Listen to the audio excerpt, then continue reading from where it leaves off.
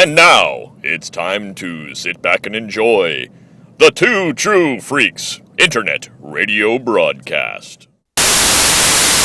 Attention, people of Earth. Do not resist us. All who oppose us shall be annihilated. We command the most powerful army of monsters in the universe. They are sure to defeat your Earth monsters. All those who are hearing this are now under the control of the Earth Destruction Directive.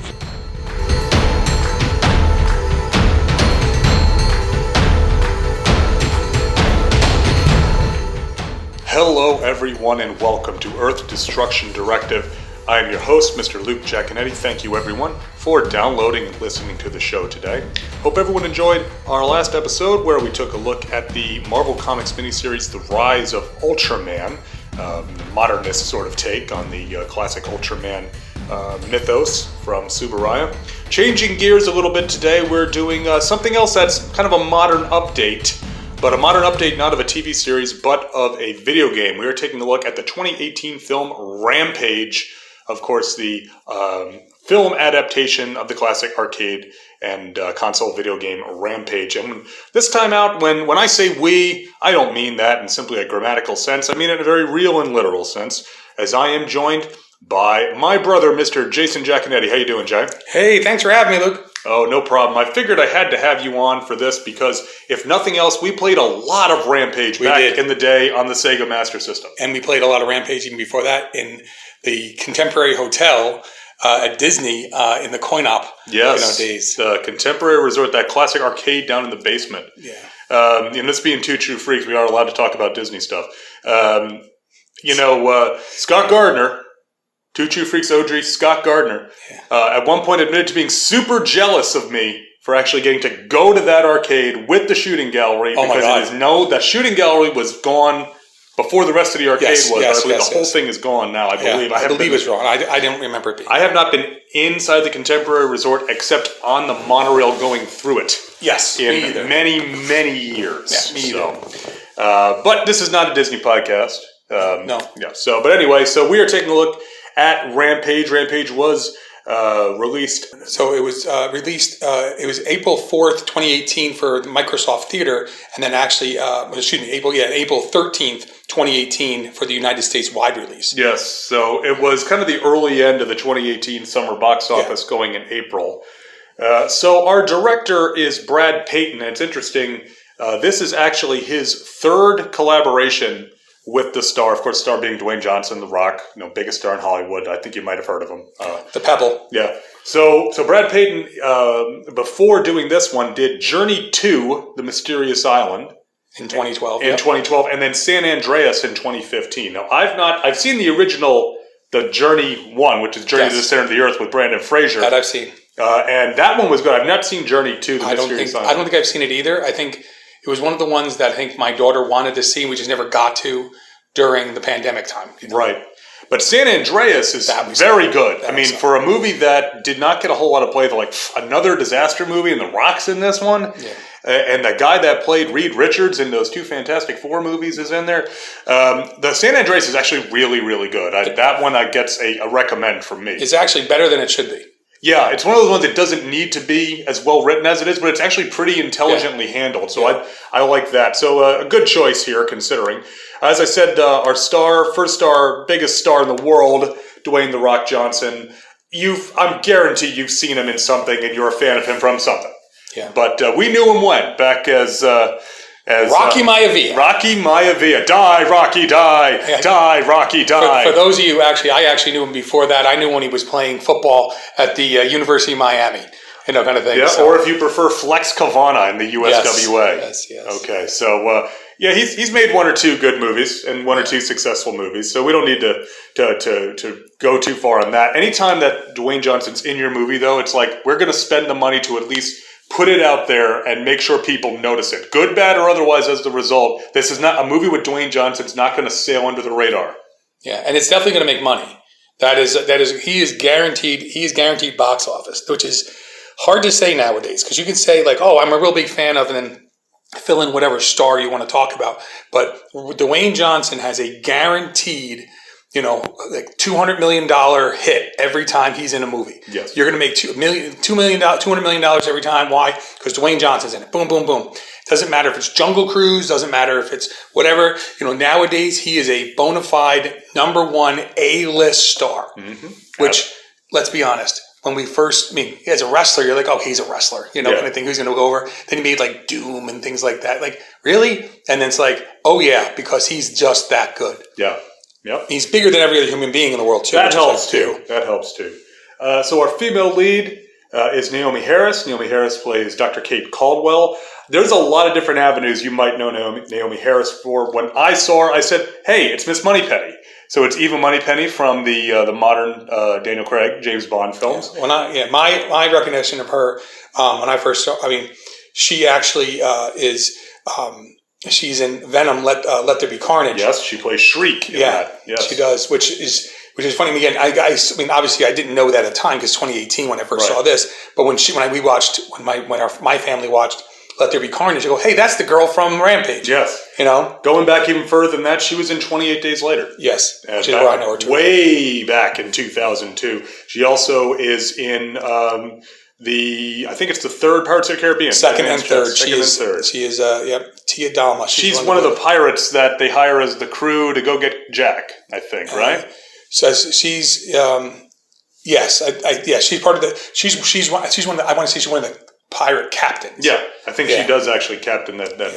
Yeah, and but I mostly know her as Eve Moneypenny, which is a real good role for her in some of the later Daniel Craig ones. This, in fact, what might be a little different, I think some of you, again, listening to a kaiju podcast, like a Daikaiju podcast here. If you've never seen 28 Days Later, it is one of the best zombie movies. And you'll say, well, it's from 2002. How good could it be? It was so, I don't want to say earth-shattering. It was such a departure from what we thought zombie movies should be. And it was smart, intelligent. It's the rage virus. It's all these things that now we take for granted, but this is literally so super important. And she's very important there. Kylan Murphy's in there. Colin Murphy's in there. We know him as playing Jonathan Crane, the Scarecrow and stuff like that too. Our other female lead, Malin Ackerman, probably I know her best. Besides the fact that she was on Trophy Wife, she is the Silk Spectre in Watchmen. Yes. And another good movie that people overlooked. Well, Watchmen's it breeds strong emotional response. I enjoyed Watchmen very much. But she was, she's done a lot of different things. Like I said, she was in Harold and Kumar Go to White Castle. She was in The Invasion. She did some comedies, like she was in Couples Retreat. I think she's married to Vince Vaughn in Couples Retreat, something like that. Yeah, I think so. So she probably, she's got a very distinctive look. So she's always kind of when she pops up, it's like, oh, it's Malin Ackerman. Yeah. In fact, I was watching something. I forget what I was watching. And it's like, is that Malin? It was something on TV. It was like, is that Malin Ackerman? I was like, well, I'll be damned. It is. So she plays actually our villain. She plays Claire Wyden in this, and nice to see her. She usually, I think she sometimes plays like a bad girl, but usually not a villain. So I thought that was interesting. The other cast member I will mention, Jeffrey Dean Morgan, who I'd like to point out was also in Watchmen. Well, I loved in Watchmen. He's a comedian. Again, I know it's not a Watchmen podcast, but like if it's a movie that is got layers to it. A lot of layers to it. Yes. But in all fairness, the source material, is not. This isn't a light read. This isn't a little jaunty. This isn't an Archie jaunty, for the weekend, kind of thing. Right. Yeah. So Archie's Watchmen. I could see do a version of Watchmen with the red Archie. with the red circle characters, with Shield and the Hangman and all that. I think it'd be funnier if it was Archie. Oh, absolutely funnier. Just Jughead Jughead getting thrown out the glass as the comedian, or Jughead be Dr. Manhattan. Just walking out there with like the crown and the naked. Otherwise, eating a burger or he stomps through Vietnam. It's like, it is Tuesday. I could use a burger. Yeah. It is 6 months ago. I also could use a burger. But Jeffrey Dean Morgan is probably best known now. He's Negan on The Walking Dead. Of course. Which is great because when he was cast as Negan, I said, "Oh wow!" So he's playing another cool comic book character. He's playing after playing the comedian. He also is uncredited We're going to keep the Zack Snyder thing going. He played Thomas Wayne Yes. in Batman v Superman. Yes, he does. But is not credited in that. Yeah. So. I just want to mention one other guy who's in here. He's not in here very long. Joe Manganiello. Ah, Joe. Joe Manganiello. And I really want to and you're like, Joe Manganiello. I'm like, yes, Magic Mike XXL, Joe Manganiello from True Blood. Yes, that Joe Manganiello. Just because of his love for D&D and like, his the geeky side of nature and like his whole thing about being, a geek. Mm-hmm. But yet you look at him, the guy's like, this monstrous tall guy, good looking, women swoon over him. And he's like, yeah, we're playing D&D. And not D&D with like D&D with other famous people, like board games and things like he's all into that. And I always want to I know people it was a big thing when MJF came out against them and whatever. It's to, get, a rub. But it's like, it's so cool that he's open about being a geek. Yes. And I know some of you think well, Jay, it's 2022 and you can do those things. Thanks. Yeah. Check yourself. But it's really nice to see a mainstream star say, it's okay to do this. There's nothing wrong with this. Right. It was very similar, sort of like Vin Diesel. Yes. He had a running D&D game. Yeah. And it's like, I don't know that I want either of them as my DM. I'm just putting that out there because they're going to find some creative way to really kill you. I want them players. I don't want them as a DM. So there is who is it? It's I totally blanked on who it is. It's one of the guys. I'm kicking myself. They're playing Stratomatic baseball. It's a picture. It's not Snoop Dogg, but it's it's like a rapper. Yes. And it's the guy from Rage Against the Machine. Oh, right. Right. And there's a picture of them on a plane playing Stratomatic baseball as they're flying home. And people are like, what are they doing? I go, oh my God, they're playing Stratomatic. And it was like the coolest thing ever. I'm totally blanking on it. I'm so sorry, folks. Chuck D and Tom Morello? Chuck D and Tom Morello. That's it. Tom Morello, I should know. I'm sorry. I apologize. All the people who listen to Turbo should know that. And Chuck D playing Stratomatic baseball. And that, as a Stratomatic player, right, kind of thing, and as a baseball, that to me says, wow, look at this. It's okay to be yourself. Because I don't think anyone would ever accuse Chuck D or Tom Morello of being soft. No. Just throwing it out there. Yeah. Kind of thing. So anyway, sorry, let's get back to the movie. That's perfectly fine. Well, look for our forthcoming Celebrities Playing Games podcast. We call it High Roller. That's what we're going to call it. Write that down. All right, so let's get right into our story. Can we do one thing real quick? Yes, by all means. The movie runs about 107 minutes, so it's right in that summer blockbustery perfect length. Budget between 120 and 140 million. I'm going to tell you right now, it looks like. You're not wondering where the money went. It's on the screen. The money's on the screen. Gross about $428 million. That's a pretty impressive gross for an April release. Right. When you're talking about, 120 going in, 420 coming out, if I can get 4 times on my investment or 3.5 times on my investment, that's a success. Yeah. I know sometimes, and this is, I think, the rub we get sometimes, people are like, well, they didn't make 500 million or 700 million or but it didn't cost 300 million to make. Right. And a film like this, first off, starring The Rock. It's a popcorn movie. But starring The Rock, based on a video game, part of this is it only did 101 million in the U.S., did 327 in other territories. Sure. But this is an easy movie to export to other countries. It's not even like sometimes you get these Hollywood summer tentpole movies. It's can we sell this in China? Which we shouldn't care about, but we do because that market is just too big to ignore. Mm-hmm. And then you get situations where characters are added or scenes are written to appeal to the Chinese market. We talked about this with Godzilla vs. Kong. Yes, 100%. And we've seen this. We saw this with Skull Island on a non-Daikaiju example. There's some people that argue that's why Shang-Chi Legend of the Ten Rings was made, was to sell it specifically in China. And I can buy it. Sure. And as a Western viewer, I thought it was fantastic, but I can too. see how that's going to market in the East, too. In all fairness, though, if you think about this, when you go back and look at the Fast and Furious that The Rock's in these, right? If you look at the way the movies have grown from the Vin Diesel, Vin Diesel and Paul Walker in Los Angeles, kind of thing. As they've grown, the later movies are 100% designed to be sold. I mean, they sell in America. Yeah, they make tons of money, but they sell everywhere because it's not to say that they're dumbing them down, but they're making them more palatable to a world market. Yeah, absolutely. And Rampage fits this. Rampage fits it absolutely because after all, we're family. Yeah. Still a buster. That's for Derek W. Crab right there. The buster. Okay. So our story goes a little something like this, and our plot summary comes from Wikipedia. Athena 1, a space station owned by gene manipulation company Energyne, is destroyed after a laboratory rat mutates and wreaks havoc. Carrie Atkins, a lone surviving crew member, manages to escape in the escape pod when the station implodes, along with pathogen canisters that Energyne CEO Claire Wyden, there's Alan Ackerman, orders her to retrieve, but the pod disintegrates upon re-entry, killing her and leaving a trail of debris across the United States.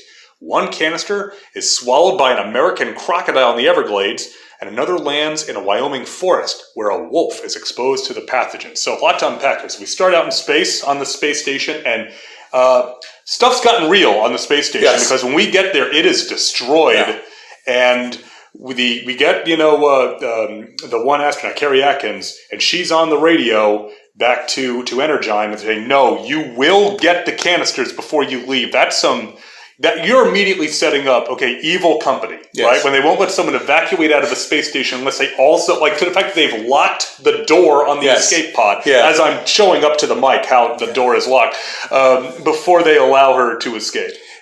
This isn't like, I'll reference a movie here, Leviathan, where you think the company might not care, about what's happening, they really want whatever. This is 100% on the nose. No. You mean nothing. The canisters are what we need. Yes. There's no subtext there. It's just text. I do like this. So we do get to see the giant lab rat. Oh my God. He is giant. Gross. He is gross. He's all drooling and he's nasty and stuff, but he is giant insofar as he'd say what? ROULS? Yes. Rodent of unusually large size. He's not a daikaiju. No. But he's a very big rat that is, you definitely know this guy caused some issues. Yeah. And the thing that I like, besides using a rat, which of course that makes sense from a narrative standpoint, you would test something on a rat, in the Atari Lynx port of Rampage, they added a fourth character as the exclusive, and it was Larry the Rat. And so I said, of course there's a rat. And if you go back into the archives of both Earth Destruction Directive and Bots, Bugs, and Babes, when we did the 2018 Monster Movie Preview episode, we said that we expected there to be a giant rat in this movie because there was Larry the Giant Rat the Atari Lynx port. Now, the other later ones from World Tour and stuff, they don't show up, but Larry does make a little cameo here at the beginning. So then the canisters crash, and they are designed to survive re-entry, so they make it in. We see the one land in Wyoming, and it's the whole pack of wolves, and the one wolf comes and is kind of poking at it.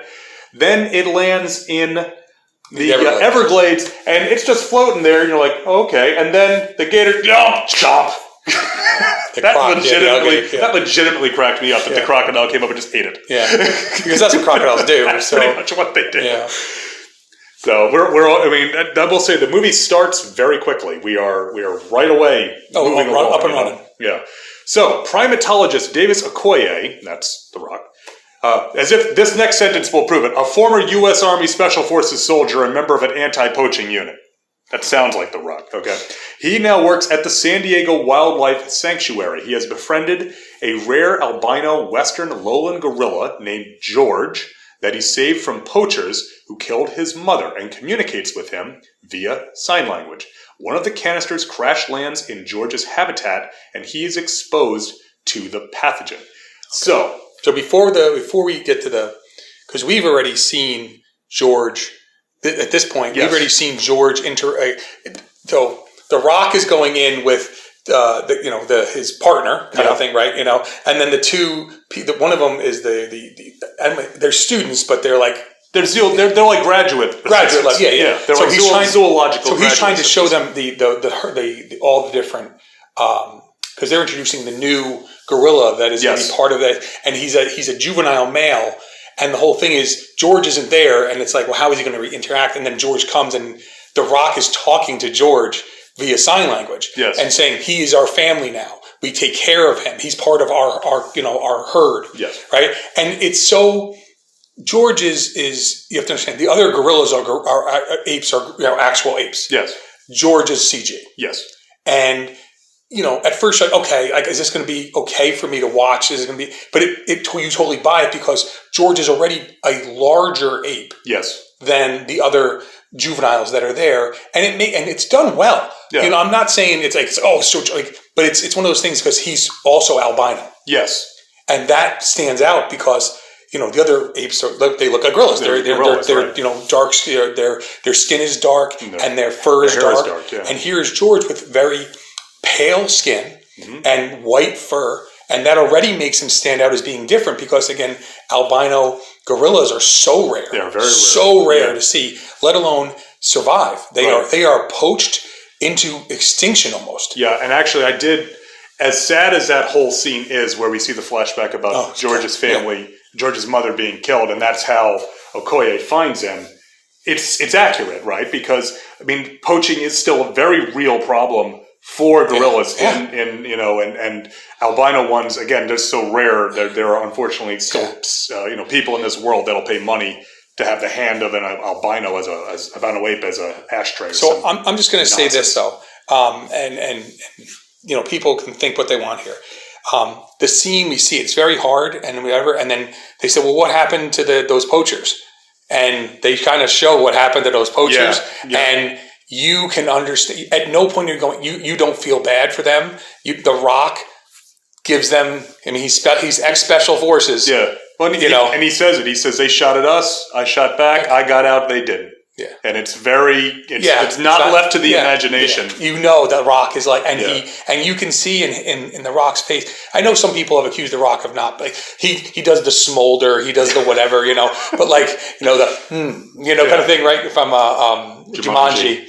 The thing is that you can see. Dwayne Johnson understands how to emote, and in that scene, it you would believe that he really had to go and kill these people who are shooting at him. So I shot them back, and I don't miss. Yeah. And it's like, I bought it, and it's like, and you can say, oh, Jay, whatever, but you buy it. You 100% buy that he loves George, and George loves him. Yes. And this their family. Yeah, and but I like about this also is that we get to see some insight into George's personality also. And obviously him and Davis have known each other for a while because George makes a show out of like he's beating his chest and flailing his arms around, and it's all an act. Yeah, and he assigns to Davis that he's a pussy basically.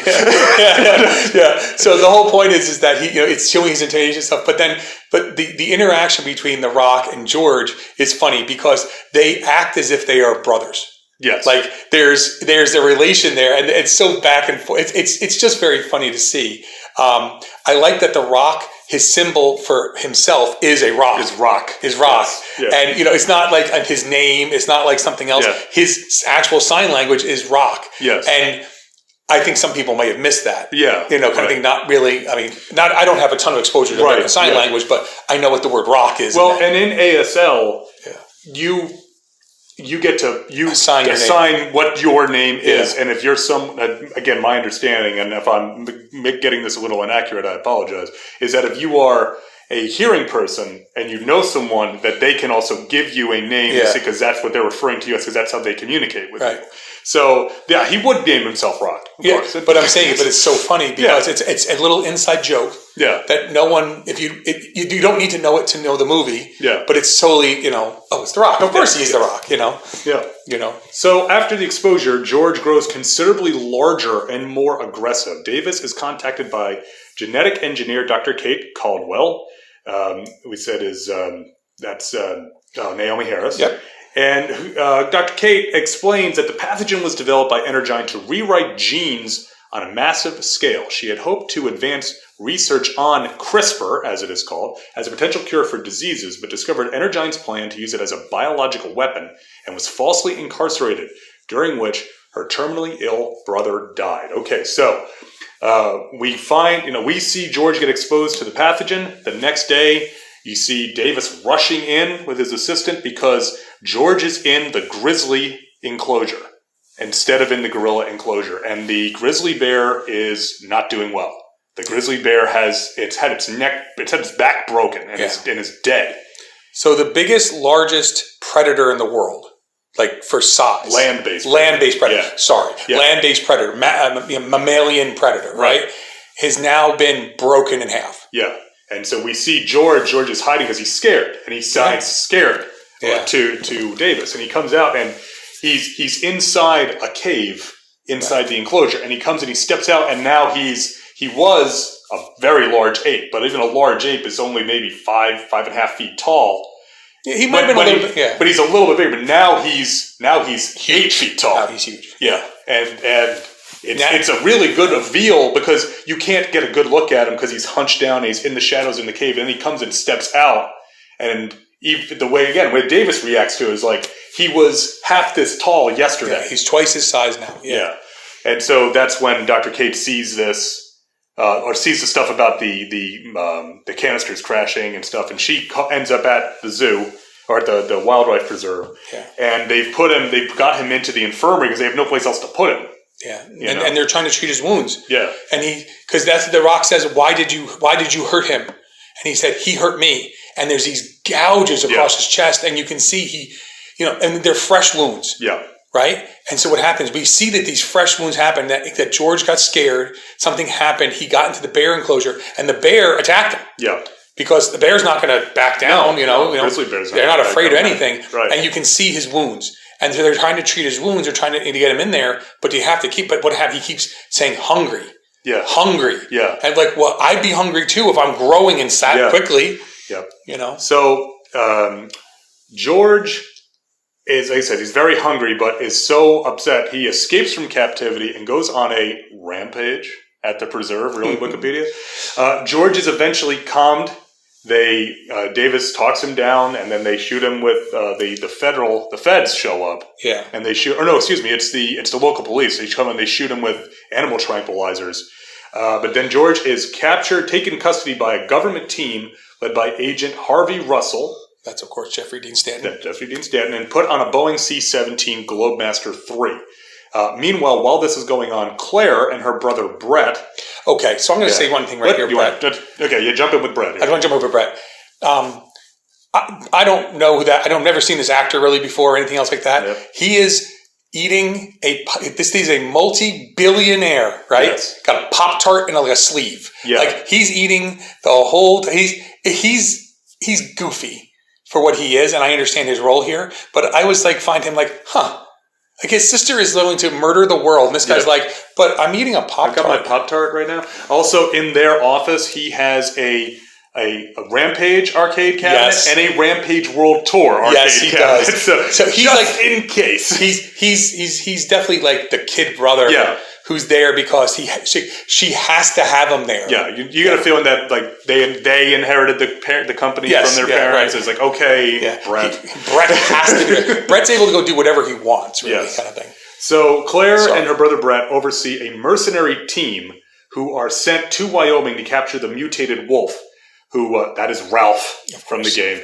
But that ends in colossal failure as the entire team is slaughtered by Ralph. Yeah, Joe Manganiello leads the team. On his team is UFC and WEC champion Uriah Faber. Mm-hmm. There's some other guys on that team as character actors, especially if if you're watching movies where you have a mercenary team or a team of whatever from different movies, including one of the guys who he's I want to say he's the tailor in the Daredevil series. Yes. The one who makes the armors and stuff. He's in there too. So. That's Gladiator, isn't it, in the Daredevil one? I don't remember. Okay. I know Gladiator was a tailor at one point. That's all I'm saying. But that whole scene, first off, I'm a sucker for, that type of stuff where it's mixing military with monsters and stuff that. But that is, for PG-13 movie, that is some gruesome fates that those mercenaries. Not saying it's deserved, not deserved, but Ralph's a wolf. Yeah. Right. And we see first off that he has killed the entire pack. Yeah. He's killed his own pack in his quest for food, and we see him running through the woods, picking up animals, just eating as he's going. So the thing is, I think what allows this to fall in the PG instead of getting close to an R is because he's so giant. Yes. I think if it was a pack of wolves tearing someone apart, like the movie The Grey, right? That is, I mean, there's a wolf tearing a guy apart, kind of thing. This is very much, look at the size of this wolf. Maybe I should have brought the 50 cal. I don't mean to laugh. We talk about a pack of wolves, and all I can think of is the end of Talladega Nights. Yeah. We're here to tell you that packs of wild dogs have taken over most of the major cities in America. But they including taking down the helicopter. Ralph jumps and takes the helicopter. Ralph is crazy looking because unlike Ralph from the game, who walks upright, he's a werewolf. Basically. He's like a werewolf. Yeah. He runs on all fours like a wolf. Yeah. And so he looks like he is a really well executed quadrupedal monster in this. Again, all done with CGI, kind of thing, because it's just the model work at this size wouldn't be feasible. And I don't mean that in any kind of negative way, but like any kind of go motion or like stop motion, forget about, but like any kind of go motion in camera stuff would not be as feasible, I think, to give the reality of his immense size needs to be done with CG here, because it just would be weird he's too big. Yeah. He's too big. It's hard to believe that something can be too big for a model. Right. Because we've seen things done with a model, but it would be inconsistent with the film. Yeah, exactly. And it's also the visual. I get raked over for this. It's the visual vocabulary. Yeah. And I don't mind a lot of CG in a movie based on a video game. I don't either. It makes sense here. Yeah, absolutely. That actually makes more sense here. Now, my one complaint, and I will say this complaint about the entire film. I love that Ralph is a werewolf in the game. Yeah. I love that Lizzie is like Godzilla in the game. Yeah. And I love that he's like, George is like King Kong. Yeah. Because they're bipedal and they go up and down. It's a video game. It has to work that way. Right. I like in this movie the way they reimagined them to be realistic. Mm-hmm. It would not be realistic if all of a sudden the wolf turned into basically a giant wolf man. Yeah. And he's like, somehow with his wolf parts covered. Yeah, he's got pants on. He's got pants on because, well, we all know about Wolfman. Well, that's funny because Ralph was your guy always in Rampage. Love Ralph. See, it's funny, when we play together, it was Ralph and Lizzie. When I play solo, it's always George. Yeah. So I don't know. Me too. I play as George. I guess George is the solo guy. Yeah. That's how whenever I play Rampage, because I have Rampage on different systems and stuff, I always play as George. And then Haley will say, well, can we play together? And then she's like, oh, you're going to be the wolf? I'm like, of course, that's my guy, kind of thing. Like, sorry, daughter, but I'm playing as my guy. Oh, she wants to be Lizzie. Yeah, she wants to be Lizzie. They know she's awesome. Yeah. So Claire, hoping to capture Ralph and use George to cover up her plot, uses a massive transmitter atop the Willis Tower, because they're based in Chicago, to lure the animals, who are engineered to respond aggressively to a certain radio frequency, to Chicago, unconcerned about the massive risk to civilian lives this poses. George reacts violently to the sound, and remember, he's on the plane when this happens, and crashes the plane. Though Davis, Kate, and Agent Russell parachute to safety, George survives the crash and joins Ralph as they make their way to Chicago, while Davis and Kate are aided by Russell in stealing a military helicopter in pursuit. Yeah, it's a lot to unpack. So let's start at the beginning. So they, Energyne, a genetic engineering firm, of course we all know genetic engineering is magic and can do whatever we need. So they have a frequency that they set off, that they lure them. Now that I'm willing to do, that they can go onto the top of the Willis Tower. That used to be the Sears Tower. Yes. Okay, tallest building in North America. Yeah. They can just jaunt up onto the roof, turn on the giant transmitters and stuff on there, and that will broadcast this signal powerfully enough that they will reach Wyoming, San Diego, and Florida. So I'm willing to buy that they have a signal that can do that. Yes. I'm willing to buy that she doesn't care about killing everyone in the world. Agreed. I'm just not willing to buy they had that kind of access to the roof. No. I mean, there's a lot of businesses in there. But not just that. It's not just they had access to the roof. They had to put it there. Right. So someone had to film it. Someone had to build this thing with the little human machine interface. Right, exactly. It's like when I went there, it was still the Sears Tower. I've been there. There's a lot of other stuff. Yes. It's not just one company that owns this thing. It's not, There's an observation deck. There's all sorts of businesses, but It's okay. So they turn on the frequency. We see Ralph's ears perk up and he takes off.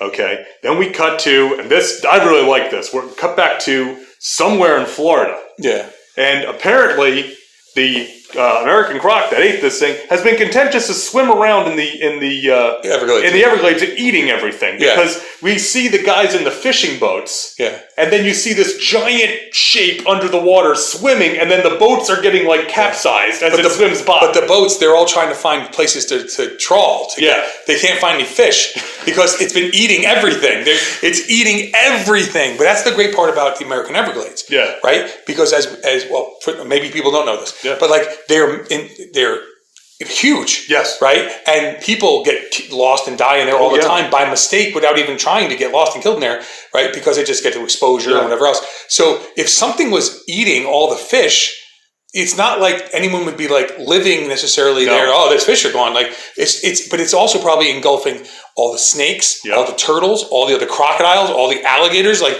It's eating everything. Oh, yeah. But you wouldn't notice because people aren't getting eaten. It's not. I mean, it's the same with Ralph out in the wilds in Wyoming. Yeah. That's not a highly populated area. Yeah. You know, you could kill a lot of wild animals before someone starts to notice that. Yeah. Mm-hmm. So George is, I said, on the plane. They've got him tranquilized. They've got him in a cage.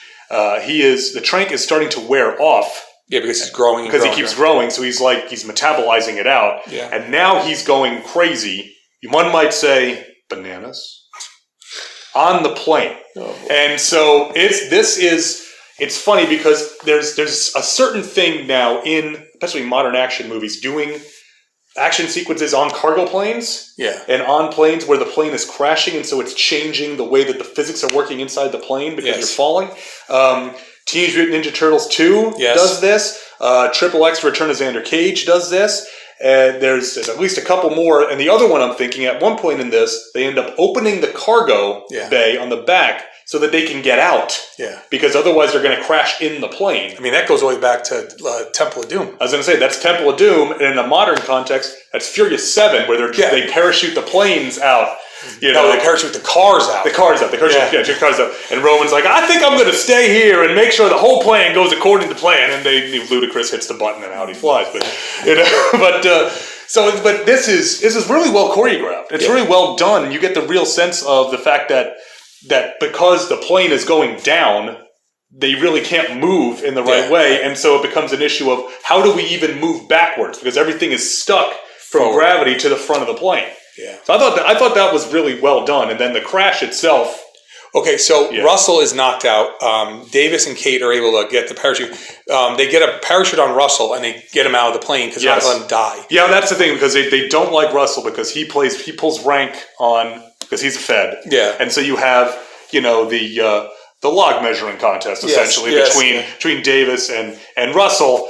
Before they get on, and Dr. Kate's like, are we done here with this? Can we just... I just want to say this. I know some people don't like Jeffrey Dean Stanton, and that's fine. You can have your biases and whatever, and I am not a Walking Dead fan. I'm going to say that right now, but I'm a fan of him as an actor. Yeah. I think he's a very good actor. I think him in this role, he's a Texan, so he has he's supposed to have like that drawl and whatever.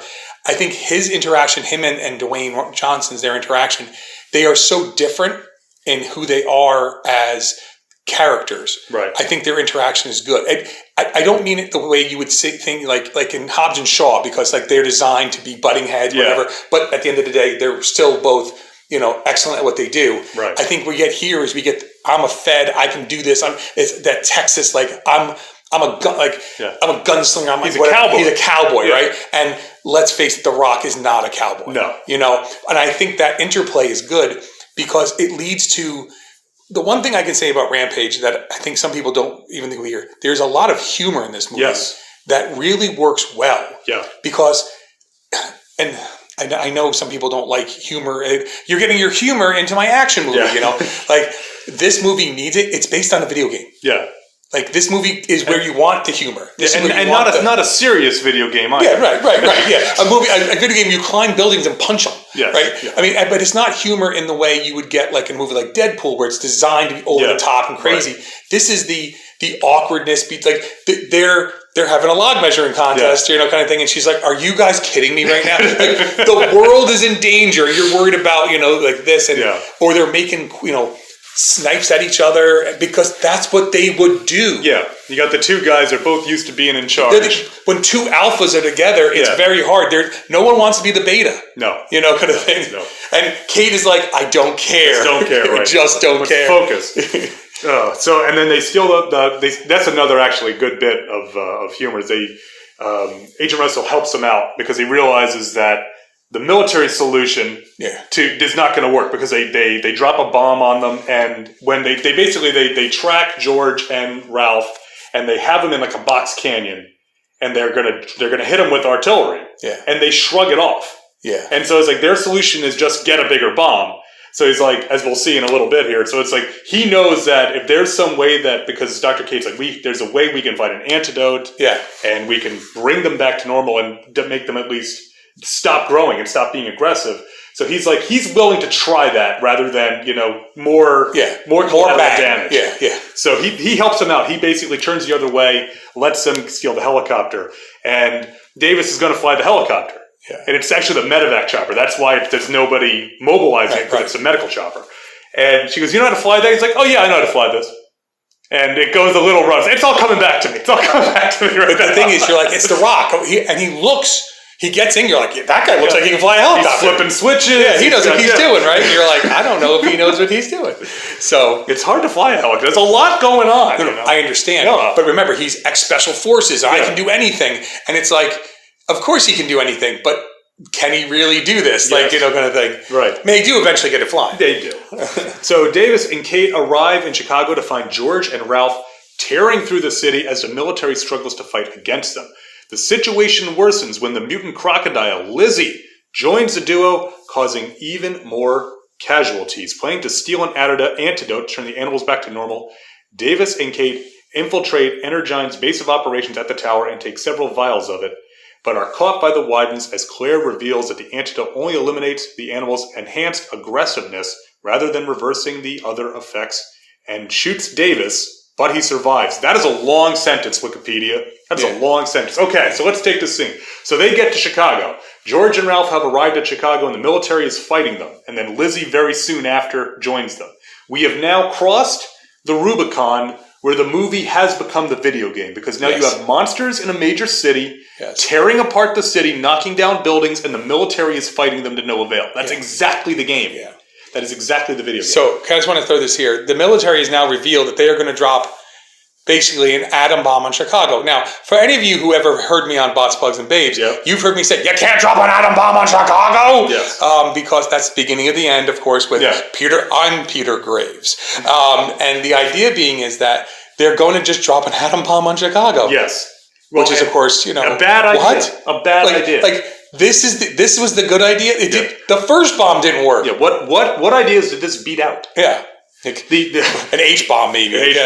So there's some very cool things. First off, this is at one point in this, The Rock, when they steal the helicopter, he looks at Agent Russell and says, "You're welcome," which is hilarious. That The Rock says, "You're welcome." Okay, all you folks out there with kids, or maybe just Disney fans, you know where we're going with this. Yeah. We're not going to sing the song, but so when they get there, one of the pieces of equipment deployed against the monsters is an A-10 Thunderbolt. Yep. The infantryman's best friend, the anti-tank, beloved vehicle of the United States Armed Forces, which was not too long ago put out to pasture, much to the dismay of fans of the Cobra Rattler and Power Glide from Transformers for years. I mean, to me, the F-15 is to me that's like the plane of the 1980s for most people. But the A-10 is up there because everybody loves the A-10 Warthog. I think the issue is is Top Gun. Yeah, I mean, Top Gun made the F-15, air superiority and all that. It was. I mean, there are people who only know what a MiG looks like because they saw, Top Gun. Yeah, they don't know. They would never know what's a MiG. Yeah. They don't know what that is. Oh, it's the thing in the movie. Yeah. But the F-15. And let's face it, GI Joe's, their F-15. What was that called? That was a Sky Striker. The Sky Striker. Well, it is like one of. Not everyone. We don't ever know anybody who actually had the flag. No, but we had the Sky Striker. So the Sky Striker, piloted by Ace. Who was Ace's rival? Wild Weasel. What did Wild Weasel pilot?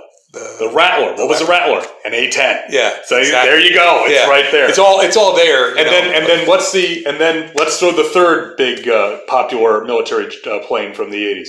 The Cobra Night Raven is an SR-71 Blackbird. Yeah. Okay, the other beloved plane by nerds from the 80s. But anyway, so I thought that was cool. They brought the A-10. I agree. So we see Lizzie coming out of the river, and she has she looks totally different than the other two, being a crocodile. But then she opens her mouth, and it's like somebody watched Godzilla vs. Biollante. Because she's got the long, elongated snout and all the teeth lining in her mouth like Biollante, and it's like, damn. Yeah. Now I had seen Rampage before Luke had seen it when we watched it again, and I knew it was coming. But when I first saw that, I said, "Oh my God, are you kidding me? This is the money." Yeah. Like this right here. And I know some people will immediately, like you said, it'll look like Biollante did him. Yeah. But I was like, this is the money shot. Yeah. Right there, when her maw opens, you're like, oh boy. Yeah. That right there is walking death. Yeah. That is a tank that can't be slowed down. It's going to eat and eat and eat, and it's just going to tear everything apart. Yeah. You just found. I mean, we all know the big bad is the Kate and all that, whatever. Not it's Kate. Claire. Claire. Yeah. We know she's the big bad because she's the villain. But you're like, oh yeah, that's the bad. Right. Well, it's the thing. It's like they say that the crocodilians, the crocodiles and alligators are like the closest living relatives to dinosaurs. Yeah. And it's like, there you go. Yeah. Right there, right? Yeah. It's like they are designed to find something to eat and kill it. That's what they have evolved to do. And the nice part is here, it's a design that yet it looks familiar if you are familiar with your Daikaiju, but yet it's not like, oh, it looks exactly like. Yeah. But it's similar, but not exactly. Oh, yeah, I said the mouth made me think of Biollante, but she looks great. Oh, I love her. I mean, all three of the monsters, I mean, people say it's like, well, George is just an ape. And that's true. He is just a big ape. But he's an albino ape, and he's got so much personality, and even the fact that I like this, he keeps the scars he gets on his chest from they heal, but but he's still got the rips in his fur and stuff. Gives him a lot of personality. Yeah, I think what the difference is that what we saw with the legendary, like with King of the Monsters? Yeah, eventually Godzilla vs. Kong? Godzilla vs. Kong and stuff like that. The Kong, as he's aged and stuff. But we saw it in Skull Island. Yeah. And I'm a huge Skull Island guy. And when Kong would get, he's still a young king. He's still growing. Yeah. And what happened, he had some scars. And then we see Kong as he's older, and his face has been scarred. He's been scarred. And you're like, this is a guy who's seen stuff. Yeah. It's the difference between when you're looking at like Conan as like a young Conan and then like King Conan. Right. Where he's been the barbarian, he's been the destroyer, he's been the annihilator, he's been all the things that Conan had to be in those times in those books and everything else. The scars that make you who you are to become the king. Right. Right? And that's what it is. And that's just, we saw it with Kong. Yeah. And when we talk about all the Kong movies and stuff, George is young. Yeah. But he's becoming like the king. Yeah. And I love that reference. I also love the reference, and I know some people will say whatever, they will say that George being albino, you think of Son of Kong. Yes. But he's certainly not Son of Kong. I mean, certainly Kiko is very different and stuff like that. But my reference here is much more George Young. Kind of from Mighty Joe Young. Yeah. Kind of, not, Mr. whatever. Mr. Joe Young. Joseph Young. Not George Young, former GM of the Giants. Yeah. Although he did kind of look like a balding girl, too. That's another story. But I always found, when I saw this, I thought of Joe Young. Yeah. And how protective he was, and how he was, because Joe is very protective of, obviously in the movie, and then Joe he fights the lions. I mean, the original Mighty Joe Young is a classic. Not that the new one wasn't great, which the new one actually, the remake of Mighty Joe Young is very good. It's just hard. Different. It's different, and it's hard to touch that original. Yeah, the original but because it's also Harryhausen. Yeah. But I love that they kind of have him being the young king here. Yeah. Because he's growing. Yeah. And growing. And you have to, in your mind, go, if he doesn't stop growing, he's going to turn into King Kong. Yeah. it's there. Right. Still, but you're rooting so hard for George. Right. He doesn't want to be bad. No, he can't control himself with the level of aggression and the frequency driving him crazy. So Davis and Kate, they go into Energyne. They go into the lab. They break into the lab, which is funny. Okay. So he's a rock's trying to hit the buttons and do whatever. How do you get in? She just takes it. She takes the chair, just smashes the window out. She's like, I'm tired of waiting. Let's go. He's like, oh, I approve. I approve. Yeah. So they find the antidote just in time for Claire and Brett to find them. Yes. Because they know they're there, and so they take them up to the roof, and that is where. Oh no, they don't take. Before they take them up to the roof, they will never help you. Yeah. And so that's when Claire shoots Davis. Yes. And my note is that she is stone cold. Claire in this movie, and Malin Ackerman is perfectly cast because, I was thinking of her again as Silk Spectre, not showing emotion and stuff like that. And it's like she shoots him without a second thought. Yeah. But even her brother is kind of taken aback that she just shot a guy, in their building. And so we move into the next part of our synopsis here. So she takes them up onto the roof. George climbs to the top along with Ralph and Lizzie, all of the monsters, because the transmitters on the top of the roof are climbing the building. Remember that. That's important. When George climbs to the top of the tower, Claire orders Davis to distract him while she attempts to escape with Kate at gunpoint. Kate slips a vial of the antidote into Claire's handbag and pushes her off the side of the building towards George, who swallows Claire whole along with the vial, returning him to his normal personality. Okay, let's pause there for a second. Yeah. So, they're up on the roof. The transmitter's up on the roof. Remember, I said that this was basically the game, before, where you're destroying a city while fighting the military. In the game Rampage, you climb up buildings and smash them as you go up them. We see literally... climb up and smash your way down. So we see a scene where they have shot it's the tower... Yeah. The Willis Tower, and all three monsters are climbing up it, smashing holes in it as they climb up the tower. It's like, ladies and gentlemen, Rampage. Yes. Right there. So that popped me, I will not lie. Yeah. And this is the other thing, and this I want to twist your or press your mind on this one, because I'm pretty sure, but not 100% sure. So when we see Claire, she is now wearing a red dress in this scene. Yes. Okay. And she's in the red dress, and then Kate puts the antidote in her bag, and she gets knocked in, and George eats her.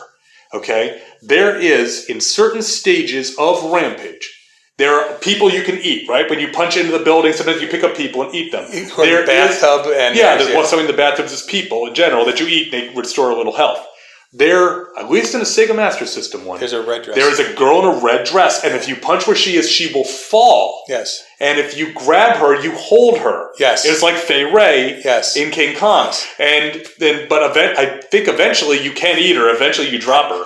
I don't remember if you drop her and you then can pick her up and eat her, or that I don't remember. But I definitely know she's the one who falls, and you try to catch her. Yes. Because otherwise she gets to the ground and she runs away. Yeah. But you want... When she's running, I think when she's running, you can eat her. Yeah. Because when you eat her, you gain more power. And if you're holding her, your points, you're getting a bonus. Yeah, you're rolling up. Yeah. So because you're now limiting your ability to punch. Yeah. So there you go, wearing a red dress, and then so that again, I have to assume that is all of this has to be put in there. Yeah. So after that, okay. So Claire gets eaten. Brett runs away. Goes downstairs, and so... Brett does exactly what Brett does. Yeah. He runs away. He's like, I don't want nothing to do with this, and gets out of there. So Blow, Agent Russell, who has also made his way to Chicago, takes incriminating evidence from Brett, who is then crushed to death by falling debris immediately upon stepping outside. So Brett's got all the computer. He's got the computer with all the stuff on it. Yep. He's got the rat. Yes. The control rat, the control rat that must have whatever inside of it, right? Yeah. And he's like, well, let's make a trade. I'll take give me the rat and give me this, and you can go. Really? Yeah. Awesome. And he turns and runs away and... takes one step outside and is crushed by masonry. And it's the best. He's like, oh, that wasn't good. Yeah. And it's just so Jeffrey D. Stanton. It's so because he was like, oh, God. He was like, oh, that sucks for you, man. That sucks for you. So as the damaged tower topples, Davis and Kate survive by crash landing a helicopter onto the Federal Plaza. So... Okay, so the building starts buckling. Yes. And again, that's exactly like the game. When you do enough damage to the building, it starts crumbling, and you got to get off, because if you're on it when it falls, you take damage. Yes. Okay. And the way they get off it is, it's kind of imaginative, because he said, "Are you going to fly a helicopter?" "No, I'm going to crash a helicopter." So they strap themselves into the helicopter. Yeah, to crash. To crash it, thinking that there's a chance they might survive, because at least they'll be strapped into the harnesses. Yeah, in the helicopter. So, because otherwise you're going to be falling off the top of the Sears Tower. Right. So you ain't going to win that one. So this movie has 2 aircraft that crash that people survive in. So, for whatever that's worth. Okay, so Davis stays to help George defeat the other animals, while Kate and Russell rush to prevent the military from deploying a MOAB against them. MOAB, mother of all bombs. That's the largest payload non-nuclear weapon in the American arsenal. I know. I said you can't drop an atom bomb. You can't drop an atom bomb on Chicago. But that because it's just funny. But it's a MOAB. That's what they're doing. George fights Ralph, whom Davis tricks into advancing towards Lizzie, who decapitates him using her jaws. Okay, so this is it's on. It's round 1, because it's George and Davis versus Ralph and Lizzie, and so the fight is going on. Davis picks up I don't know the exact name. It's a grenade launcher. Yeah, that's what it is. I don't know the exact name of this model. If you've watched a lot of, you've seen Terminator 2, you know what we're talking about. Right, yeah. So he's on with the grenade launcher, and George is there with him, and they're facing down. And so he starts tangling with Ralph. Ralph then, because one of the things they talk about is it's not just that these things also enhance other genetic qualities and impart them on him. So now, Ralph, instead of just being a wolf, also has skin flaps under his limbs that allow him to glide like a flying squirrel. Yeah, he comes up and flies, and he goes, "Of course the wolf can fly." Yeah. So it's a lot like kind of the Japanese version of Varan. Yes. Because Varan can glide. So now he's not, because he's already the fastest one to begin with, and now he can glide along and fly. So I do like this. They trick the monsters into fighting each other, because they are just animals. They don't have... George has a personality because... Again, we talk about this all the time. Primate, closer to human. Even a wolf as a mammal is just recognizably different. Yeah. And then you have a reptile who's the furthest away. Yeah. But it's a lot like in, you think, well, Kong's a thinking animal, kind of thing. Like that idea, like King Kong versus Godzilla. When you look back at the original kind of thing, like. Kong doesn't have quite the advantages that Godzilla has, but he can outthink Godzilla. Right. Kind of thing. He can use reason and logic and stuff. George is severely outmanned here. Yes. But he can reason better than the wolf, and certainly better than the crocodile. Yes, absolutely. And then as I said, they get him to fight, and then Lizzie, you said that she was the killer. No. Right there. Takes him out, just decapitates him in one shot. The wolf has destroyed everything in his path. Right? Ralph has killed everything in his path. Lizzie takes his head right off. Yeah. Just like nothing. Gone. Right. That's, again, that's what a crocodile does. Mm-hmm. They are designed to kill with their jaws. That is everything they've evolved to do. Wow. Yeah. So Lizzie chases Davis. George intervenes in time for Davis to incapacitate her using grenades. However, Lizzie survives and overpowers George, and in doing so is knocked back and impaled by a pile of rebar that has been exposed with the building collapsing. Davis distracts Lizzie using a fallen Apache attack helicopter, is nearly killed before George stabs Lizzie through the eye with the rebar, killing her. So this is what you were talking about, the ability to use, and this was done so well in the MonsterVerse. Mm-hmm, mm-hmm. The idea of that Kong could use tools and weapons because he could think. And George does the same thing here. He is impaled by the rebar, and that looks painful when he gets impaled, because he goes right from his back out his chest. It's like, ow. Yep. I've seen that with, not with rebar, but with like stainless steel filament that'll go right through your finger kind of thing. It's like, that's painful enough. I can't imagine with rebar. But then pulling the rebar out and stabbing Lizzie with it. Through the eye, realizing that I can't stab this thing through its head. Yeah. I got to find the weak point, go through the eye. Go through the eye. And this, I think, is what... Okay, so Rampage came out. This is, obviously before... Kong versus Godzilla now, kind of thing, right? But I think what people were getting here was kind of a preview of what we knew we would get eventually when Legendary got around to doing the Kong and Godzilla together. Right, yeah. I think what we got here was an intelligent way of using the situation around it. You know, he's not gonna make a weapon. It's just, well, I got a stick. Yeah. You know, my stick happens to be a thing of rebar and whatever. And let's be honest, there is nothing going to stop Lizzie. Yeah. Like, she's not going to stop growing. You can't kill her. Like, you have to do this. This had to be how she dies. Yeah. And I think her death here makes a lot of sense because it gives vindication to the entire time you've been rooting for George anyway. Yeah, right. You know, George gets to be the hero. Absolutely. You know? So with the threat neutralized, Agent Russell's able to get the airstrike aborted. George and Davis, joined by Dr. Kate and Russell, help clear the city of debris and rescue civilians. Now, a couple of things, and I'll mention this and then we'll jump back a little bit. The clear the city of debris and rescue civilians, that is one of the things that Dr. Kate and Russell are saying, because the military keeps getting intel. Downtown Chicago is evacuated. But it's clearly not. There are clearly people who are still either trying to get out or otherwise can't leave. Yeah. And if they drop the Moab, they're going to kill hundreds of thousands of people at a minimum. Of U.S. citizens on U.S. soil. Yeah, and it's like that cannot be the solution, you know? So that little scene of where they see everybody that is getting helped out of the city, everyone that was trapped in there, I like that. I like that a lot. You know, that was always the knock that certain people had on Man of Steel, right? And then that's why those scenes were put into Age of Ultron, where they show people doing crowd control. And so I like that. It still kind of plays with that idea that you can't wipe out hundreds of thousands of your own people.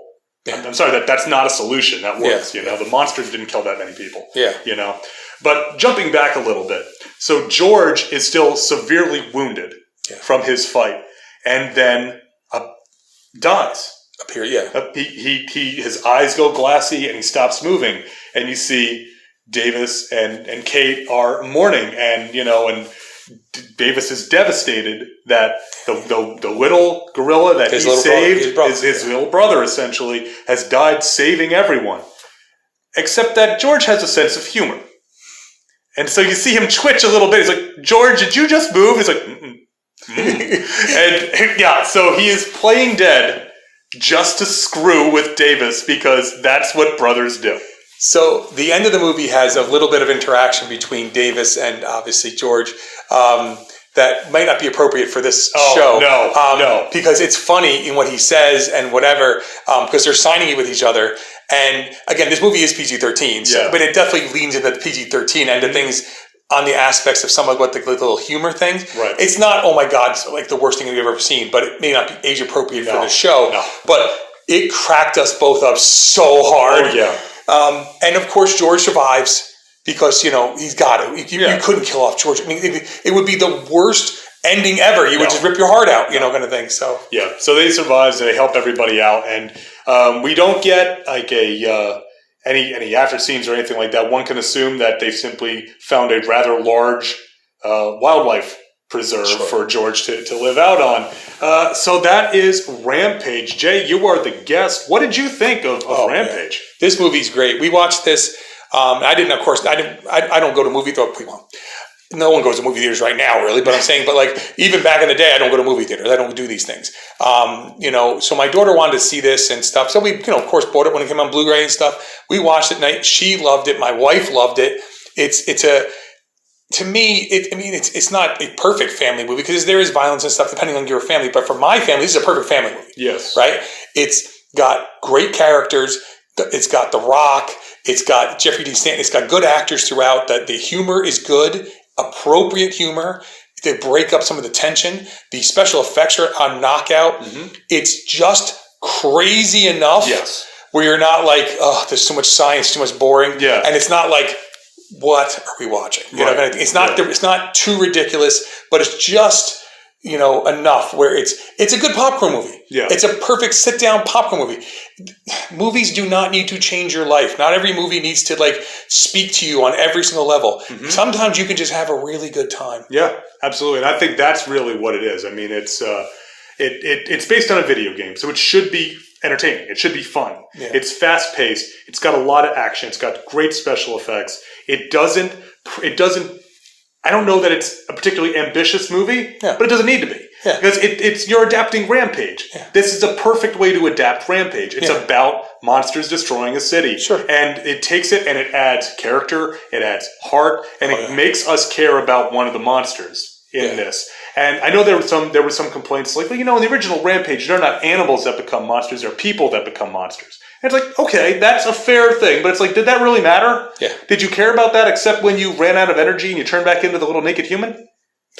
Because I didn't. Because I'll tell you right now, in the 2-player game, when you turn back to turning, you always wanted to race. I always raced down the villain and tried to eat Luke. Try to eat him. Yeah, because that's a big bonus. Like, It's a big bonus. He's like, oh, stop, dude. Now you're going to drop me in. I'm like, I know, but I'm going to eat you. Yeah. So I mean, I enjoyed the heck out of this. Like I said, it does have some parts that are like from a monster violence standpoint can be kind of high, but I don't think there's anything really all that outlandish for a PG-13 movie. So I think honestly, I do think my kids would probably enjoy this because again, they like monsters and stuff like that too. Yeah, I mean, the thing is that it didn't get a lot of great reviews because again, it's just not the kind of movie that's going to get great reviews from all those, when everyone wants to like be high this and high that. And it's like, great. So, what is it that, what's his face? Iron Man. Tony Stark? No. Robert Downey Jr. says, he goes, some people make movies because they want to make art. I make movies that make lots and lots of money.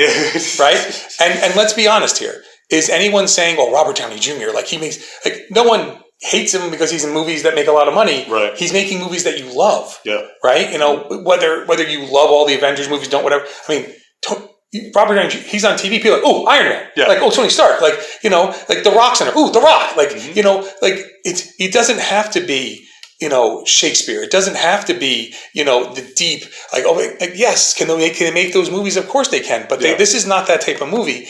And this is a fun movie. Yes. I think if you have, like Luke said, children who enjoy monsters, yes, they will like this. I think so. Yeah. I would think so. Yeah. If you enjoy monsters, and let's face it, you're listening to a Daikaiju podcast, chances are you might like monsters. You'll like this movie too. Absolutely. Because there's enough reference to the Japanese, Toho kind of stuff. Yeah. And there's enough reference to the American. Yeah. In the King Kongs and Son of Kong and stuff like that, right?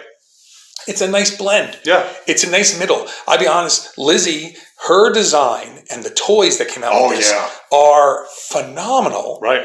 And yet people are like, well, I don't know. I'm like, okay, but what do you want it to be? Yeah. Right. Like, if she was a straight up crocodile, it'd be boring. Right. If she was Godzilla, you'd be like, okay, rip off. Right? So she's her own creature. Yeah. And I'll be honest, if Lizzie, if that creature was to show up in a Godzilla, an American, I shouldn't say an American, in a legendary picture. A monsterverse. A monsterverse picture. Yeah. She 100% fits in. Oh, absolutely. Absolutely she does. I mean, I could see her battling and then pick whatever other, I don't know if they ever made, just a hint, Titanosaurus would be cool. Titanosaurus. Kind of thing. Or Mechanicon, but I know, right? I'm saying is, wouldn't that be cool if you had Lizzie and then some kind of quote unquote Titanosaurus kind of creature in the Monsterverse? Right. Was like, what? They totally fit. Of course. I mean, you could see her fighting something that even like a Rodan, or a Mothra, where it's a winged animal versus a land animal. It works because she looks like Walking Death. Oh yeah, a tank of teeth. Yeah, absolutely. I mean, frankly, I know it's the wrong outfit, right? Because this is Warner Brothers, right? This is Warner's. Not I guess it's legendary. They'll work with apparently anybody now. Yeah. The whole thing with them and Warner's was a little sour because of that HBO Max deal. But there's no reason I couldn't see these crossing over and doing that. It's never going to happen, but stranger things have happened. I mean, the Battletoads teamed up with the guys from Double Dragon, so anything can happen. So actually, Rampage was actually nominated for 3 Teen Choice Awards, which I know doesn't seem like much. But to those people that dissed the Teen Choice Awards, how many of you won? That's what I'm saying. That's what I'm saying. And the thing is, it was nominated. Obviously, The Rock was nominated. Naomi Harris was nominated, and it was nominated for Best Sci-Fi Movie. Because again, this actually would probably hit well with teenagers. Yeah, it's funny. It's got killing. It's got monsters. It's got The Rock. Yeah. I mean, this is I call them popcorn movies. movies. Yeah. We would used to, when we were kids, we would call them date movies. Date movies. This is a date movie. Absolutely. You know, like when you were dating whoever, and I was, you know, who may or may not be our wives now, you know, kind of thing. If a movie like this was playing at the little, you know, whatever theater we're going to, right, you would sit there, get a bucket of popcorn, watch it. No one's going to be terrified. Yeah. No one's going to be mad at you. You know, you'd have a good time. Right. Oh yeah. No, you know, we talked about this way back on Son of Godzilla. The idea that Tomoyuki Tanaka thought if we make this that it can be appealing to a more general audience, then exactly that. Couples would go see it on dates, not just men would go see it because it's a science fiction movie type of thing. So I was really, I was always jazzed for this. In general, I'm a big fan of the game, but I thought this came out really well, and I'm glad that we got to cover it here on the show. There is talk of a sequel or possibly a trilogy. Sure, I am on board with that. I can tell you again, from World Tour, there are plenty of other monsters that they can mine from the World Tour games and stuff if they want inspiration. So I think the stumbling block might be the fact that this is 2018. Now, I mean, still we're getting The Rock is so busy. Yeah. Because literally every project, I mean, he has to be very picky and choosing what projects he takes. And I mean, right now they're doing the one with him and Kevin Hart, where they're the super animals, right? Oh, Legion of Super Pets, right? Yeah, you know, kind of thing where it's like he's trying to diversify himself. I mean, he's out there still doing the movies he needs to be doing and whatever and kind of thing. But it's hard because, you know, if you make the sequel and The Rock's not in it, does it make sense? You know, different thing. I don't know. I think that's where I think the stumbling block's going to fall. But to be honest with you, if no sequel ever occurs, I'm okay with that perfectly too. Standalone. It's a standalone movie. Absolutely. Because you know why? It fits with other movies of its type. Yeah. Those family friendly, you know, kind of, you know, science fiction, but not too not too Jack Arnold, if those of you who know what I mean. Yeah. You know, kind of thing. It's enough science where it's there, but not, you know, not super crazy in, you know, science and stuff. Mm-hmm. And I think what would nice about this is, as a movie, you kind of watch it, you have a good time. It's a nice memory. It's a nice night. It's a nice, you know, family get together.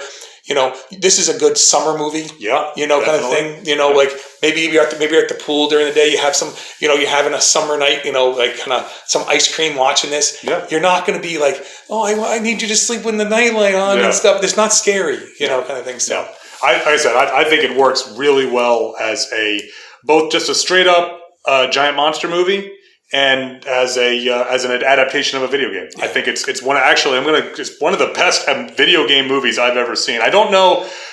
I am a big fan, despite all of its flaws, of Mortal Kombat. The original Mortal Kombat, yes, is one. I mean, that movie is straight up nuts. And I read an article, and basically the description was that movie kicked the ass of everyone who worked on it, in front and behind the camera. But I'm trying to think of another video game movie. Yeah, like a video game, not a comic book, right? You know, because people are like, oh, how about you know, not a comic book that happened to also a video game, yeah. Right? Because then, let's face it, every Batman movie, every Spider-Man movie, every Avenger movie, you know, kind of thing. Just a straight video game adaptation. You know, movies that come to mind are like Doom, things like that. They're just not quite up to like the Resident Evils. I know some people love those, you know, but to me, they just never quite hit. They didn't do it. The first Resident Evil was not horrible, but I don't think it quite hit where I wanted it to be as Resident Evil. Right. Silent Hill, the original Silent Hill is a very good movie at parts. Yeah. And at other parts, you're like, what? Yeah. The problem with that with Silent Hill, it's redundant. Yeah. I said that at the time. It's like, can we be mad at a video game movie for being repetitive? Yeah. It's like video games by their nature tend to be repetitive. And I think that's what the problem is. It has some visuals that are stunning, but yet doesn't do it. This actually gives us the fun of a video game. Yeah. I think that's what I think missing sometimes from video game movies. Yeah. They're either like Super Mario the movie. Yes. I think, right? The movie is crazy, but it's not like the video game. It's like, what are we watching here? You know. And again, it's not me trying to knock other movies and stuff like that and saying this is the greatest film ever. No. But for a video game adaptation, this does what it says on the tin. Exactly. And there is one thing, and Luke will back me up on this. My biggest complaint about any movie is don't be boring. Yep. Right? If you want to be, you know, nuts, crazy, all out there, fine. Just don't be boring. Be boring. Because nothing's worse than boring. I'd rather be saying, I don't know what I just watched. That was the most crazy thing ever. And maybe it was good. It probably was bad. Yeah. But don't be boring. Because nothing is worse than boring. Yeah, you don't want to be in the middle. That's exactly right. This movie is not. This movie is it's up to 11 pretty much the entire time. So if you'd like to own this, I know it is out on... that there is, you can get it on digital, you can get it on Blu-ray, you can get it on DVD. It's on, I'm sure you can get it on Vudu and all the. I don't believe it's on any streaming services to stream, but I know that I have the. It might be on HBO Max. That's a good point. Warner Brothers, I bet you it is on HBO. It's probably on HBO Max. Not 100% sure off the top of my head. I know that there's. Obviously, there was the 3D Blu-rays and stuff like that, and you can get all those things. They even put an Ultra 4K of it out. They can get it for like $13. Right. So if you want, it's on Prime Video. Yeah. You can rent it on Prime Video and stuff like that. So I'm thinking though it might actually be on HBO Max. Again, certain movies come and go on HBO Max, and because it's whatever it is. Yeah, it's hard. It sometimes is hard to tell. It's because of the relationship they have with Warner Brothers. Right. But certain movies, they have a relationship saying, okay, this movie may be on for these 3 months and then come off for a month. And it's all good, but it's a movie that's available. It's out there. You're not gonna look too hard. You're not gonna be like, where can I find it? Yeah. So I now throw it to you, the listener. Have you seen Rampage? Did you play Rampage? Were you one of those folks like when we were in high school that was addicted to Rampage World Tour? Do you like The Rock? I mean, I hear he's popular. I don't know. I don't have my finger on the pulse of society or nothing. You guys know more about that stuff than I do. I don't read those rag sheets. But so please write in Earth Destruction Directive at yahoo.com. I'd love to hear from you. We can talk about it here on the show. Jay, thank you so much for joining us today to talk about Rampage. Why don't you tell everybody where else they can find you on the internet? Awesome. So anywhere you found Earth Destruction Directive, just look for Bots, Bugs, and Babes, the B-Movie podcast from classicals to the cheese in between. The movies are B, the entertainment is grade A. You'll find on that show another all ages, just like Earth Destruction Directive. Very often, it's my dad and I, or it's our dad, obviously, talking. Luke has been on many times. We have other, guests, authors and stuff like that as well. And we talk about B movies, and B movies, of course, are the kind of stuff that we cut our teeth on. Yeah. And our dad is the biggest King Kong fan I've ever met in my entire life, and that has influenced us a lot. But we cover all kinds. And our B movies go back to the 30s and stuff like that. We go up to the current day. I mean, I try to find different topics and mix them around, just like you do on this show too. Yeah. Yep. But it is all straight movies. There's not, and we do talk about some television stuff as well, but there's not comic books and stuff like that, because it's just because we want to talk about the importance of those movies, the genre movies that sometimes are lost in the shuffle, or they're not up to snuff, and yet let's face it, they're some of the best movies ever, are genres. Yeah. The other two places you can find me are not kid-friendly. Nope. That would be on the Startling Vault of Horror Monster Tales of Terror, where my brother Luke, myself, and OG Chris Honeywell, and of course Chris the Hair Metal Hero Tyler, were there talking horror movies, and that 100% is not kid-friendly. Nope. We talk neither the podcast nor the content. Yes, nothing is kid-friendly on there. But that's okay if you're an adult and you like horror movies. Come listen to us talk about all different kinds of horror. And then the last one is get back to the wrestling. Finally, there's a place on the internet for professional wrestling where we talk about wrestling. Yes. And that show is obviously Luke and myself, and then of course the hair metal hero Chris Tyler. And that show is not age appropriate not because the wrestling may not be appropriate. I mean, you make your own choices for your own children. Yeah. But sometimes there's colorful language that comes out of my mouth about pro wrestling because I feel very passionate about it. As we said about Watchmen, elicits strong emotional feelings. Yes. So those are the places if you want to hear me. But of course, Bots, Bugs, and Babes is the main place. Our shows are, they do at times crossover, kind of thing. Luke has been on many times to discuss, not necessarily giant monster movies either, kind of thing. Yeah, we talk about all kinds of stuff. And I think if you enjoy that kind of talk, blunt talk about it, let's be real about this movie. Is this movie really good? Is this what makes it good? And it's not just it's good, it's bad. It's like, what made this? Why are effects important? Why are those things like that? I think you might enjoy it, but you guys make your own choices, but you're more than welcome to come join us in the Triple B. I think if you listen to Earth Destruction Directive, if you don't already listen to Bots, Bugs, and Babes, you should check it out because the shows kind of complement each other. You know, Jay, you were talking about getting to the root of why something is good or bad. I come back to this all the time, and as I've gotten older, I've come back to it more. It's what the Joker says to Vicky Vale in the art museum. He goes, "This is attractive, that is not." I've moved past all that now. You know, that's what I really feel like I've come to. Between that and you want to get nuts? Come on, let's get nuts. That's pretty much defining a lot of me as an adult here. But in any event, I want to thank everyone for downloading and listening to the show. Really appreciate it. As I always say, you know, Destruction Directive and all podcasts, they're a labor of love, and so we definitely appreciate your patronage.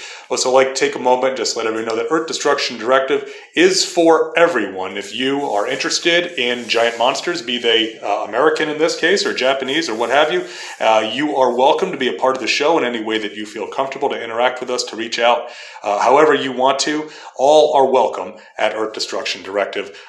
So we've reached the end of that show.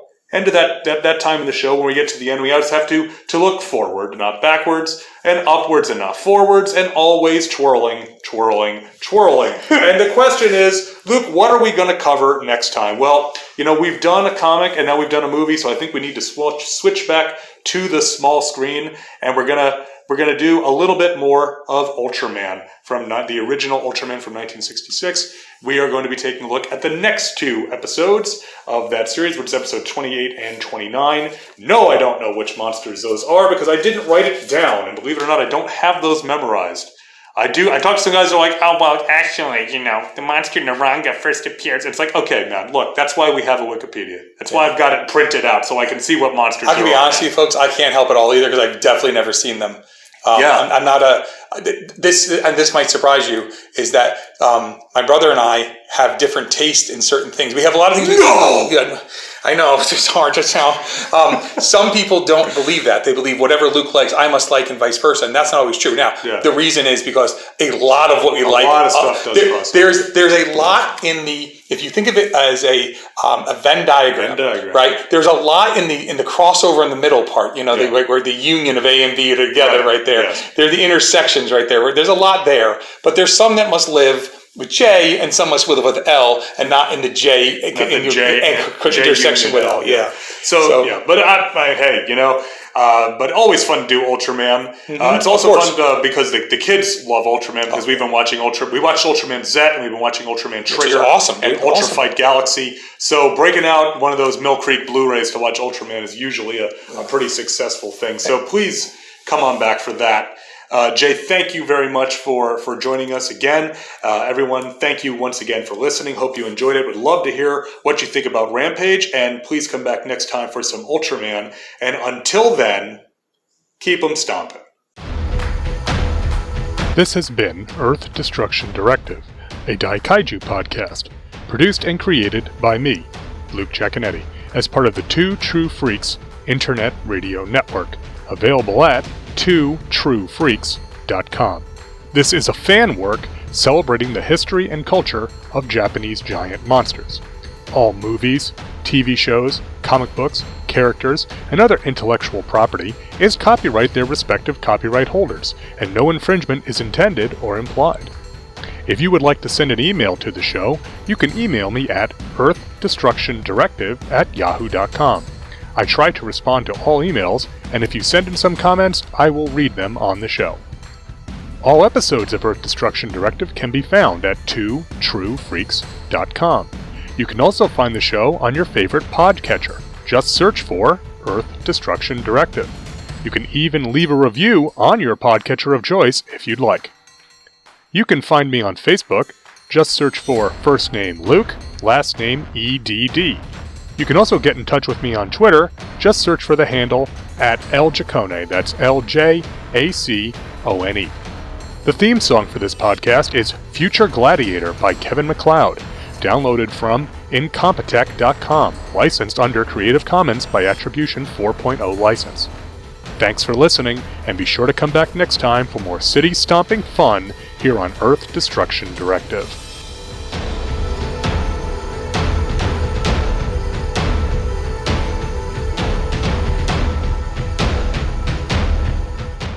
Tune in next time to hear the crusty old podcaster from Oklahoma say, There's a WTF moment if I ever saw one.